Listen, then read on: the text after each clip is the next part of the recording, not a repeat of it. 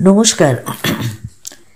শুভ্রার Bengali story telling চ্যানেলে আজকে কিছু কথা। মানুষ কল্পনায় অনেক কিছুই ভাবে, কিন্তু লেখকরা সেই কল্পনাগুলোকেই কত সুন্দর তাদের লেখার মধ্যে দিয়ে ফুটিয়ে তোলে। আমাদের হয়তো অত গল্প অনেকেরই ভালো লাগে, কিন্তু গল্প পড়ার মতো হয়তো অত সময় থাকে না। কিন্তু এই মোবাইলে গল্প বলার এটাই একটা সুবিধা যে বিভিন্ন কাজের মধ্যেই যদি মোবাইলটা একটু চালিয়ে দিই তাহলে গল্পটা একটু শোনা হয়ে যায়, আমাদের গল্পটা চলতে থাকে আর আমরাও শুনতে থাকি। তা সেই রকমই আজকে বিভূতিভূষণ বন্দ্যোপাধ্যায়ের একটি গল্প নিয়ে আমি হাজির হয়েছি। আশা করি তোমাদের সকলেরই ভালো লাগবে গল্পের নাম পরিহাস। অনেক বছর ব্যবধানে মানব জীবনে যে নাটক অভিনীত হয়, যে সূক্ষ্ম আবেদনের সৃষ্টি করে, এই গল্পটা তারই গল্প। রামতারক বন্দ্যোপাধ্যায় যখন মারা যান 1265 সালে, তখন তার সম্পত্তি বেশ ভালোই ছিল কুড়ুলগাছিতে। রামতারক বন্দ্যোপাধ্যায়ের স্ত্রী পুত্র ছিল না। তিনি তার সম্পত্তি ছোট ভাই রামগতিকে দিয়ে গেলেন। সন্ধ্যের সময় ছোট ভাইকে ডেকে বললেন, কিছু মনে করিস নে রামা, অনেক মামলা করেছি তোর সঙ্গে বিষয় নিয়ে, সব তো রেখে যেতে হলো, সঙ্গে তো কিছুই নিয়ে যেতে পারলাম না। এখন সব বুঝতে পেরেছি ভাই, কিছুই কিছু না, নকলের জন্য আসল হারিয়ে বসে আছি। একটা কথা বলি শোন, উঠোনের ওই জবাতলায় আমার 5 টাকা পোঁতা আছে, তুলে নিস। রামগতির সঙ্গে দাদার মুখ দেখা দেখি ছিল না বহুদিন থেকে। কেউ কারো বাড়িতে যেত না, যদিও পাশাপাশি বাড়ি। রামগতি কেঁদে ফেলে বললেন, দাদা তুমি কি বলছো? আমি জসাইকাটির থেকে নীলমণি কবিরাজকে কাল সকালেই নিয়ে আসব, কোনো ভয় নেই দাদা, তুমি ভালো হয়ে উঠবে। রামতারক ম্লান হেসে বলল, এদিকে আয়, আশীর্বাদ করি। নীলমণি কবিরাজকে আর আনতে হয়নি। শেষ রাতের টাল আর সামলে ওঠেনি বৃদ্ধ রামতারক। দাদার শ্রাদ্ধ শান্তি রামগতি পল্লীগ্রামের হিসেবে ভালোভাবেই করলেন। লোকে তাকে ভালোই বলল। এতদিন দাদা মামলা মকদ্দমা করে ছোট ভাইকে নাস্তা নাবুদ করেছিল, অনেক ফাঁকি দিয়েছিল বুড়ো। রামগতি ভালো প্রতিশোধই নিয়েছে। শ্রাদ্ধ শান্তি চুকে যাওয়ার পর একদিন রামগতি তার চাকর হারাধনকে ডেকে বললেন, হারাধন, একটা কোদাল নিয়ে চলতো আমার সঙ্গে দাদার বাড়ি। কেন গো ছোটবাবু, কি হবে কোদাল? চল না বলছি। দাদার বাড়ির উঠোনে পৌঁছে হারাধনকে বললেন, ওই জবা গাছের তলায় খোঁড় দেখি ভালো করে। কেন? দাদা বলে গেছে টাকা পোতা আছে ওর তলায়। তুমিও যেমন পাগল, টাকা পুঁতে রেখে গেছে তোমার জন্য। তুই খোঁড় দেখি ভালো করে, বকিস না। হারাধন এ সংসারের বিশ্বাসী পুরনো চাকর, অনেক দিন থেকে রামগতির কাছে আছে। মনিবের ওপর অনেক সময় সে হুকুম চালায়।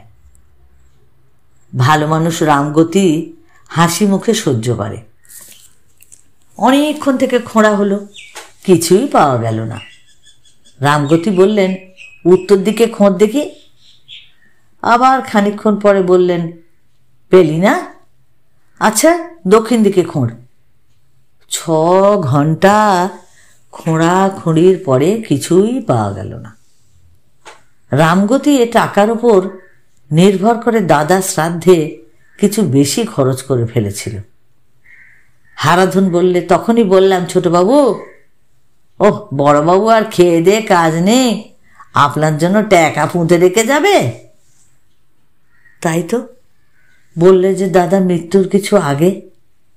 অমন বলে, রোগের সময় কে কি বলে তাই কি আবার দেখতে গেলে চলে? এই ঘটনার কিছুদিন পর রামগতির মৃত্যু হল। রামগতির একমাত্র শিশুপুত্রের বয়স তখন মাত্র 5 বছর। রামগতির বিধবা পত্নী ছেলেটাকে নিয়ে চুয়াডাঙ্গায় তার বাপের বাড়ি চলে গেল। যাবার সময় প্রতিবেশীদের বাড়ি বাসন কোসন, পিঁড়ি, খাট, বালতি রেখে সে চলে গেল। চুয়াডাঙ্গায় রামগতির স্ত্রীর বাপের বাড়িতে শুধু তার এক ভাই ছাড়া আর কেউ ছিল না। ভাইটা মুখ্য এবং গুলিখোর, অবস্থা ভালো নয়, অতি কষ্টে সংসার চলে। গরুর গাড়ি এসে দাঁড়াতেই রামগতির স্ত্রীর ভাজ উঁকি মেরে বলল, কে গা? ওমা, এ যে ঠাকুরজি। আহা, এসো এসো, এ বুঝি খোকন? এসো বাবা এসো। রামগতির স্ত্রীর চোখে জল এলো। সে যে সংসারের বধূরূপে ঢুকেছিল সেখানকার অবস্থা এদের থেকে অনেক সচ্ছল, অনেক ভালো। রামগতির অংশে 30 বিঘে জমি ছিল প্রজাবিলি, কিছু খাজনা আর কিছু ধান পাওয়া যেত। খাওয়া দাওয়ার অবস্থাও ছিল অনেক ভালো। কিন্তু রামগতির স্ত্রী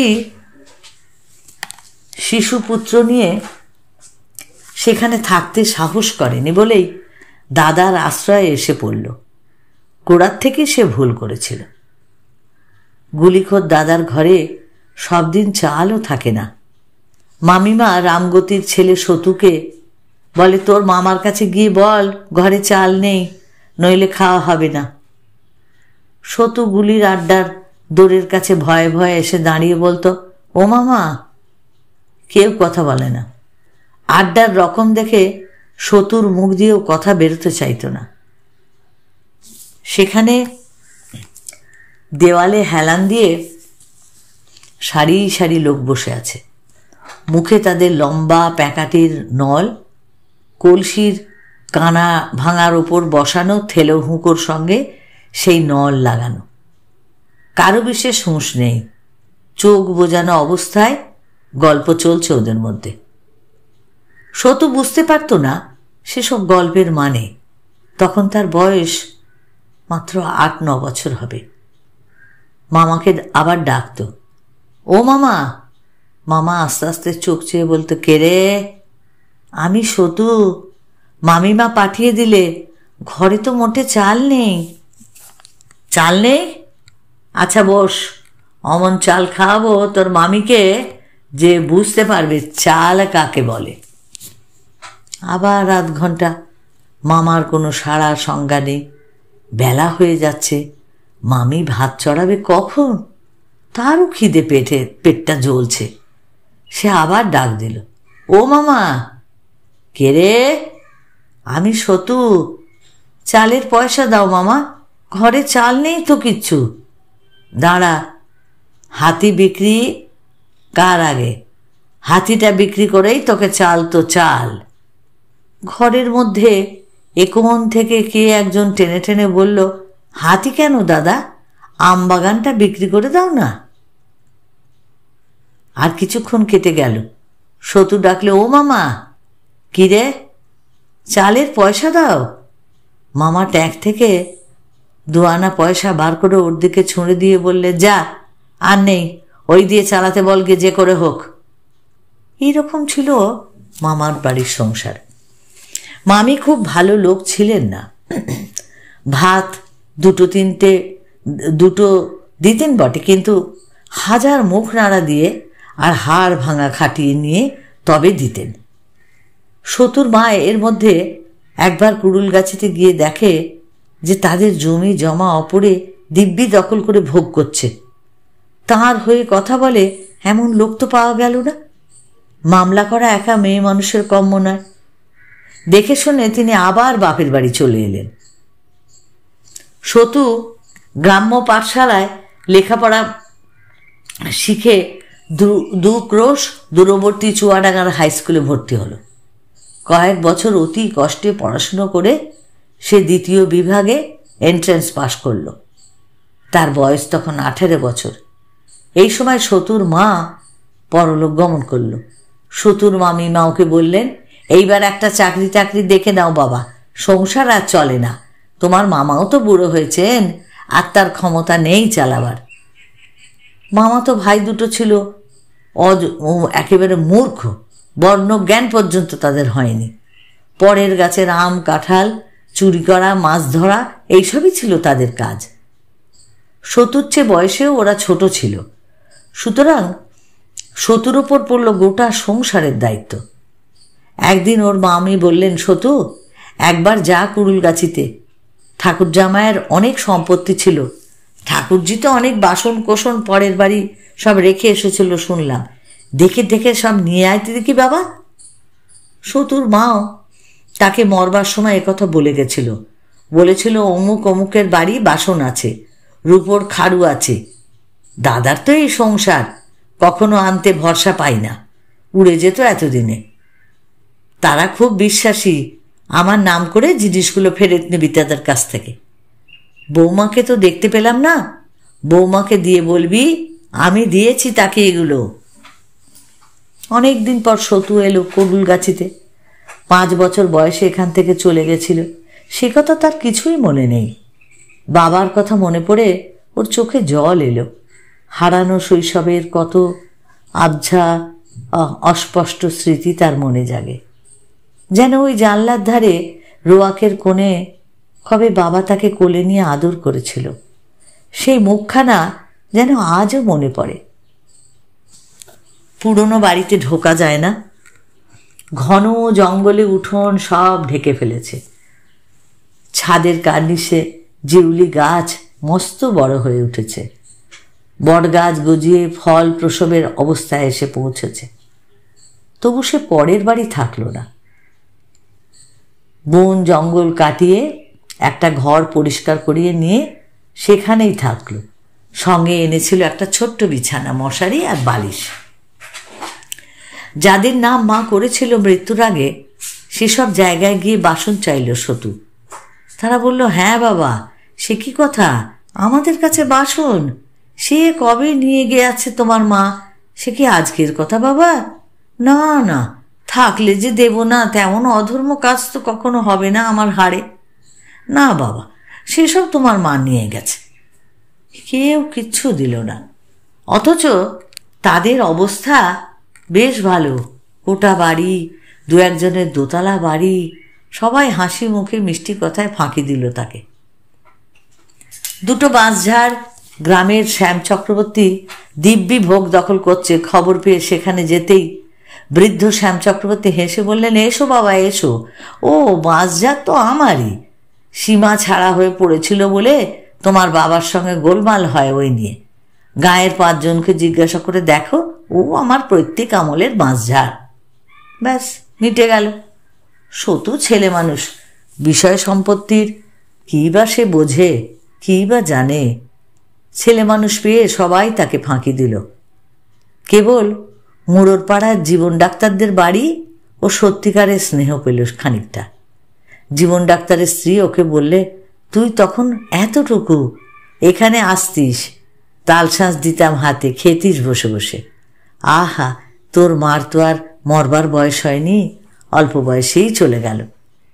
অল্প ভোগী লোক, বস 2টো মুড়ি খা। কে একজন একদিন এসে বলল, বাবু আপনারে ডাকছে আপনাদের পুরনো চাকর হারাধন, সে উঠতে পারে না বিছানার থেকে। আপনি এসেছেন শুনে কদিন কেবল আমাকে বলছে আপনাকে ডাকতে, তা আমারও সময় হয় না তো। সতু হারাধনের নাম শুনেছিল তার মায়ের মুখে, ছেলেবেলায় দেখলেও সে কথা তার মনে ছিল না। লোকটা ওকে একটা ভাঙা কুঁড়ে ঘরে নিয়ে গেল। উঠোনে একটা কামরাঙা গাছে পাকা পাকা কামরাঙা ঝুলছে। ঘরের দাওয়ায় একটা মাছ ধরা ঘুনি উপুর করা আছে। ঘরের মধ্যে অন্ধকারে মেঝের ওপর বিছানায় একটা লোক শুয়েছিল। সতু ঘরে ঢুকতে লোকটা বিছানায় উঠে বসবার চেষ্টা করল। মুখের দিকে চোখ চেয়ে চেয়ে বলল, কে খোকন? আমার খোকন শোনা, আয় কাছে আয়, ভালো করে দেখি, কোলে পিঠে মানুষ করেছি রে তোকে, বলে লোকটা হাউ হাউ করে কেঁদে উঠল।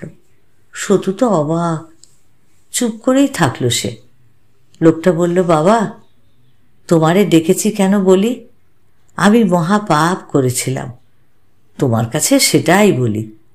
আমার সব গায়ে ঘা হয়েছে, তার উপর জ্বর, খেতে পাইনি, কেউ একটু জল মুখে দেবারও আমার লোক নেই। তোমার জ্যাঠামশাই মরবার সময় তোমার বাবারে বলে যে তাদের উঠোনে জবাতলায় 500 টাকা পোতা আছে। আমার এসে টাকা তুলতে বলে তোমার বাবা। আমি মাটি খুঁড়ে দেখলাম একটা পেতলের বগনার কানা দেখা যাচ্ছে। আমি তার উপর অমনি মাটি চাপা দিয়ে ফেললাম। কুবুদ্ধি চাপলো মাথায়। তোমার বাবাও দেখলে না, ভাবলে আমি অনেক দিনের বিশ্বাসী লোক, আমি কি আর ফাঁকি দেব? রাতারাতি সেই টাকার বগনা আমি তুলে নিয়ে গিয়ে তোমার কাছে বলতে আমার লজ্জা নেই, আমার এক বিটি হয়েছিল, তার হাতে নিয়ে গিয়ে দিলাম। সে টাকা আমার ভোগে হয়নি বাবা, সেই মরে দিলে মেরে ফেললো টাকাটা, জানো। দিন 15 পরে টাকা নিয়ে সে গঙ্গার ওপারে তার বোন ভগ্নিপতির কাছে চলে গেল। তোমরাও এখান থেকে চলে গেলে। আমার সেই থেকেই খারাপ অবস্থা, এখন আর খেতে পাইনি। যতদিন শরীরে শক্তি ছিল জন খেটে পেটের ভাত চালিয়েছি, এখন বুড়ো হয়ে গেছি না, রোগগ্রস্ত, আর খেতে পাইনি। আমার এমন তো হবেই, বিশ্বাসঘাতকের কাজ করেছি, পুরনো মনিবে টাকা চুরি করেছি, আমার এমন হবে না তো আর কার হবে বাবা? আজ তোমার কাছে বললাম, যদি তাতে পাপের বোঝা কিছু কমে। আর আমারও তো হয়ে এলো খোকন, বড্ড জোর 2-1 মাস। তোরে যে দেখলাম মরবার আগে, এটাই অনেক। সতু কিছুক্ষণ সেখানে বসে 2-1 সান্ত্বনার কথা ওকে বলল বটে। তারপর পকেটে হাত দিয়ে যা কিছু ছিল ওর বিছানার পাশে রেখে ঘর থেকে আস্তে আস্তে বেরিয়ে চলে এলো। তাই এই সুন্দর গল্পটা যদি তোমাদের ভালো লাগে তাহলে তোমরা অবশ্যই লাইক করো, প্রিয়জনকে শেয়ার করে দিও। আর যারা এখনো নতুন আমাকে সাবস্ক্রাইব করনি, প্লিজ প্লিজ একটু সাবস্ক্রাইব করে আমার পাশে থেকো। আর যারা আমার পাশে আছো সাবস্ক্রাইব করে, তাদেরকে আমার অসংখ্য অসংখ্য ধন্যবাদ। সকলে ভালো থেকো আর অপেক্ষায় থেকো আমার পরবর্তী গল্পের জন্য।